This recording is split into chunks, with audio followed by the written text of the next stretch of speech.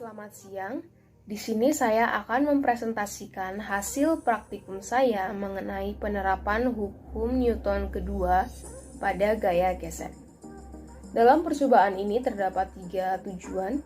Yang pertama, memahami dan menerapkan konsep hukum Newton kedua pada gaya gesek yang bekerja pada gerak benda. Yang kedua, mampu menentukan percepatan gerak benda dalam sistem yang saling terkendala. Yang ketiga, mampu menentukan koefisien gesek permukaan. Selanjutnya yaitu landasan teori hukum 2 Newton. Jika resultan gaya pada suatu benda tidak nol, maka benda akan mengalami perubahan kecepatan. Dikutip dari Isaac pada tahun 2007. Makna dari hukum 2 Newton ini yaitu jika ada gaya yang tidak berimbang terjadi pada suatu benda, maka benda yang semula diam akan bergerak dengan kecepatan tertentu, atau benda yang semula bergerak akan diam atau kecepatannya nol. Bertambahnya kecepatan atau berkurangnya kecepatan ini karena dipengaruhi oleh gaya luar tadi. Dalam bahasa matematika, hal ini diungkapkan dalam rumus hukum Newton kedua, yaitu sigma F sama dengan M kali A, di mana M merupakan massa, A merupakan percepatan, dan sigma F merupakan gaya total. Selanjutnya yaitu gaya gesek. Gaya gesek adalah gaya pada suatu bidang yang arahnya sejajar bidang dan merupakan reaksi dari gaya luar yang arahnya sejajar bidang. Gaya gesek arahnya berlawanan dengan arah gerak benda. Pada keadaan tepat akan bergerak atau bergerak, besar gaya gesek dapat dinyatakan sebagai F sama dengan mu kali N, dengan mu adalah koefisien gesekan yang harganya lebih besar daripada 0 dan lebih kecil daripada 1. Jika mu atau koefisien gesek sama dengan 0, maka gaya gesek sama dengan 0. Artinya tidak ada gesekan dan permukaan dikatakan permukaan licin. Dikutip dari Mulyatno pada tahun 2019. Metode percobaan dalam praktikum kali ini terbagi menjadi alat dan bahan, langkah percobaan, dan analisis data. Yang pertama ada alat dan bahan. Alat dan bahan yang digunakan dalam praktikum kali ini yaitu tali ringan yang tidak elastis, timbangan atau neraca massa, 10 koin serupa, penggaris, stopwatch, penumpu, di sini saya menggunakan kayu, katrol, dan kotak. Langkah percobaan terdiri dari 5 langkah. Yang pertama, mengatur masing-masing peralatan. Menggunakan beban kayu di depan katrol agar kotak A tidak menumpuk katrol pada saat kotak B bergerak ke bawah. Yang kedua, yaitu mengukur massa kotak A dan masing-masing koin. Yang ketiga, mengukur lintasan dari ujung kiri posisi kotak A sampai penumpu di depan katrol sebagai S. Selanjutnya, yang keempat, melepaskan kotak B untuk tiap jumlah koin yang berbeda dan mengukur waktu yang diperlukan kotak A sampai di penumpu. Yang kelima, memasukkan tiap data yang diperoleh ke dalam tabel 1. Di sini saya juga menambahkan foto waktu praktikum. Penghapus berperan sebagai kotak A dan di sini saya meletakkan kotak B yang dihubungkan dengan seutas tali. Dan di sini kayu digunakan agar saat kotak B bergerak ke bawah, kotak A tidak jatuh. Selanjutnya yaitu analisis data yang dituangkan ke dalam tabel 1.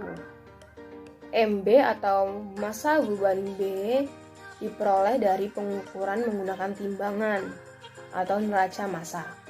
Sedangkan S diperoleh dari pengukuran menggunakan penggaris, T diperoleh dari pengukuran menggunakan stopwatch, Sedangkan massa beban B dikali gravitasi atau gaya berat beban B dan A diperoleh dari hasil perhitungan empiris. Dengan menggunakan rumus MB dikali G, maka gaya berat pada benda bermassa 0,003 kg diperoleh yaitu 0,03 Newton.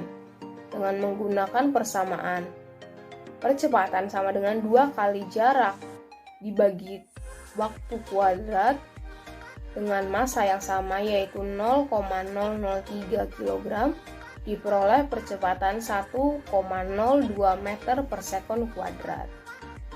Selanjutnya yaitu hasil dan pembahasan. Hukum 2 Newton menyatakan bahwa sebuah benda dengan massa M mengalami gaya resultan sebesar F akan mengalami percepatan A yang arahnya sama dengan arah gaya dan besarnya berbanding lurus terhadap F dan berbanding terbalik terhadap M. Seperti dilihat pada gambar berikut, gaya yang bekerja pada kotak A yaitu gaya berat, gaya normal, gaya gesek, dan gaya tegang tali. Sedangkan pada kotak B yang bekerja adalah gaya tegang tali dan gaya berat. Gaya gesek adalah gaya yang memiliki arah berlawanan dengan gerak benda atau arah kecenderungan benda bergerak. Gaya gesek muncul apabila dua benda bersentuhan. Dalam percobaan ini, gaya gesek terjadi pada kotak A, di mana kotak A bersentuhan langsung dengan lintasan.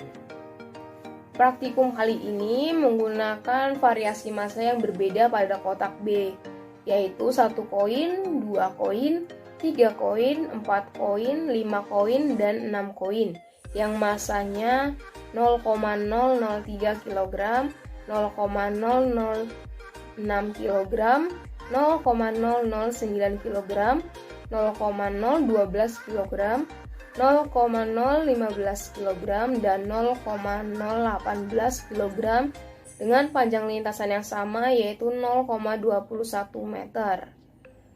Berdasarkan hasil percobaan, massa beban kotak B mempengaruhi waktu tempuh kotak A untuk sampai ke penumpu atau kayu. Semakin berat massa kotak B yang digunakan, maka semakin cepat waktu yang diperoleh. Hal ini dibuktikan pada saat massa beban kotak B yang digunakan yaitu 1 koin atau 0,003 kg, waktu yang diperoleh yaitu 0,64 second. Sedangkan ketika massa beban yang digunakan yaitu 6 koin, waktu yang dibutuhkan yaitu 0,16 second. Waktu tempuh benda berpengaruh pada percepatan benda tersebut. Berdasarkan hasil praktikum, percepatan ketika massa beban kotak B yang digunakan yaitu 6 koin atau 0,018 kg lebih besar daripada 1 koin atau 0,003 kg. Karena waktu yang dibutuhkan oleh kotak A saat menggunakan massa beban 6 koin untuk melewati lintasan lebih singkat daripada 1 koin. Hal ini terjadi karena waktu dan percepatan memiliki hubungan yang berbanding terbalik. Bila waktu yang diperoleh lebih singkat, maka percepatan benda tersebut semakin besar, dan bila waktu yang diperlukan lebih lama, maka percepatan pada benda tersebut semakin kecil. Sehingga hasil praktikum telah sesuai dengan teori. Selanjutnya, besarnya koefisien gesek pada percobaan ini dapat diperoleh dengan menggunakan rumusan tertentu berdasarkan besaran fisika yang telah diperoleh sebelumnya seperti gaya berat pada kotak B dan percepatan. Variasi massa beban pada kotak B dalam percobaan ini juga mempengaruhi gaya berat yang dihasilkan. karena gaya berat merupakan hasil kali antara massa benda B dengan percepatan gravitasi bumi atau setara dengan 10 meter per sekon kuadrat. Sehingga semakin berat massa yang digunakan pada kotak B, semakin besar pula gaya beratnya. Selanjutnya, gaya berat dan percepatan benda ini nantinya digunakan untuk menghitung gaya gesek yang bekerja pada kotak A, karena kotak A yang menempel langsung pada lintasan. Setelah mendapatkan gaya gesek yang bekerja pada kotak A, dengan menggunakan persamaan, gaya gesek sama dengan koefisien gesek dikali dengan gaya benda A, koefisien gesek dapat ditentukan. Koefisien gesek yang diperoleh pada percobaan yaitu 0,07 Newton. Berdasarkan teori, semakin besar koefisien gesek, maka semakin kasar permukaan lintasan dan semakin lambat benda tersebut akan bergerak. Sebaliknya, jika semakin kecil koefisien gesek, maka semakin licin permukaan dan semakin cepat benda tersebut bergerak. Sehingga percobaan ini telah sesuai dengan teori.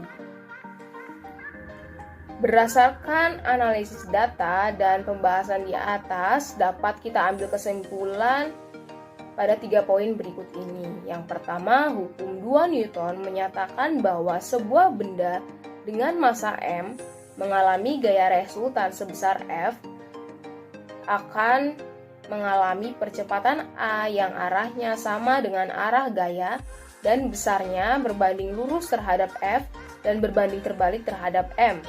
Hubungan antara waktu tempuh dan percepatan yaitu berbanding terbalik. Semakin singkat waktu yang diperlukan untuk mencapai jarak tertentu, maka percepatan akan semakin besar.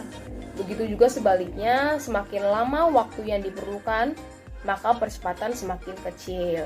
Yang terakhir, semakin besar koefisien gesek, maka semakin kasar permukaan lintasan dan semakin lambat benda tersebut bergerak. Sebaliknya, semakin kecil koefisien gesek, maka semakin licin permukaan lintasan dan semakin cepat benda tersebut bergerak. Sekian dari saya. Terima kasih, selamat siang.